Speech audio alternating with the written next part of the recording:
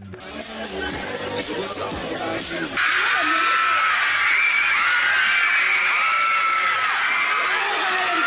your fans and friends.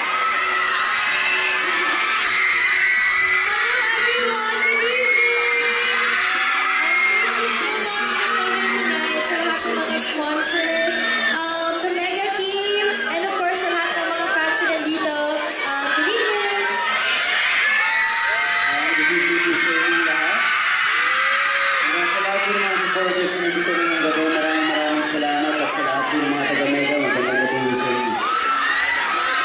Can you just share a little bit of the stories or the experience sa Iceland? What part did you enjoy the most?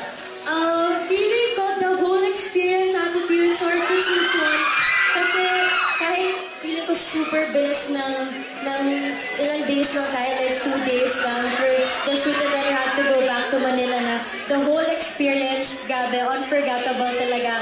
And feeling ko yung pinaka-importante sa trip na yon, yung bond na nangyari sa lahat sa Team Mega na before kayo kasama South Africa, but then now sa Iceland tayo, it's a dream destination talaga for everybody, and thank you so much talaga for choosing me and DJ to be on your cover.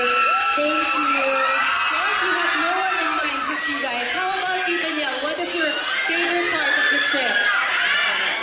Ako siguro yung lahat, yung buong experience. Ano talagang ang sayo, trabaho ka na, plus adventure ka pa. Yun nga, unforgettable talaga, and masaya ako kasi nga this time, ginawa ko yun with DJ, and matagal na namin sinasabi na, grabe, first time natin na may nag-shoot sa Iceland, and grabe, ang ganda-ganda na in love kami sa place. Grabe, mga mountains and glaciers and everything was perfect. Grabe, ang ganda-ganda sa Iceland. New favorite destination namin ni Mark yan. Guys, alam ba?